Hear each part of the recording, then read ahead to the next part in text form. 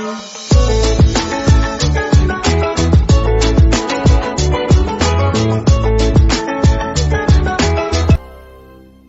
The lord. ప్రభువైన యేసుక్రీస్తు వారు ఈరోజు మనకు అందిస్తున్నటువంటి వాగ్దానం మార్కు సువార్త 5వ అధ్యాయం 19వ వచనం. ప్రభువు నీకు చేసిన కార్యములన్నిటినీ వారికి తెలియజెప్పమనెను. వాళ్ళు యేసు దగ్గరకు వచ్చి అక్కడ దెయ్యాల పట్టలం పట్టినవాడు దుస్తులు వేసుకొని సక్రమైన బుద్ధితో కూర్చుని ఉండడం గమనించాడు. వాళ్ళకు భయం వేసింది. జరిగిన దాన్ని పూర్తిగా చూసిన వాళ్ళు దెయ్యాలు పట్టిన వానికి జరిగిన దాన్ని గురించి, పందుల్ని గురించి వాళ్ళందరికీ చెప్పారు. వాళ్ళు యేసును తమ ప్రాంతాన్ని వదిలి వెళ్ళమని వేడుకున్నారు. యేసు పడవనెక్కుతుండగా దెయ్యం పట్టిన వాడు వెంట వస్తానని బ్రతిమాలాడాడు. యేసు దానికి అంగీకరించలేదు. అతనితో ఇంటికి వెళ్ళు, ప్రభువు నీకు ఎంతో సహాయం చేశాడో, నీపై ఎంత కరుణ చూపాడో నీ కుటుంబంలోని వాళ్ళతో చెప్పు అని అన్నాడు. అతడు వెళ్ళి దెకోపొలిలో యేసు తన కోసం చేసినదంతా చెప్పాడు. అందరూ చాలా ఆశ్చర్యపడ్డారు. యేసు బాలికను బతికించడం, ఒక స్త్రీని నయం చేయడం.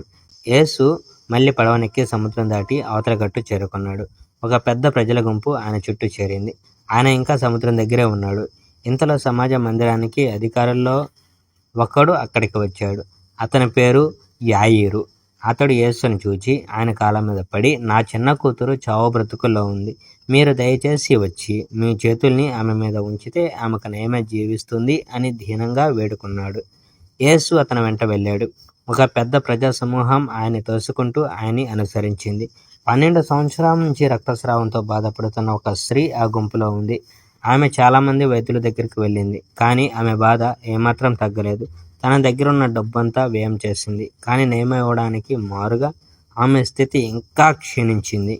ఆమె యేసుని గురించి వినడం వల్ల గుంపులో నుండి యేసు వెనుకగా వచ్చింది.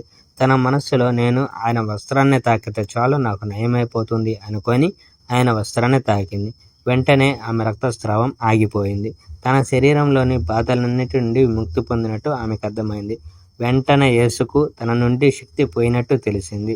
చుట్టూ ఉన్న ప్రజల వైపు తిరిగి చూశాడు. నా దుస్తుల్ని ఎవరు తాకారు అని అన్నాడు. ఆయన శిష్యులు, ప్రజలు మిమ్మల్ని తోసుకుంటూ మీ మీద పడుతున్నారు కదా, అయినా ఎవరు తాకారని అడుగుతున్నారని ఎందుకు అని అన్నారు.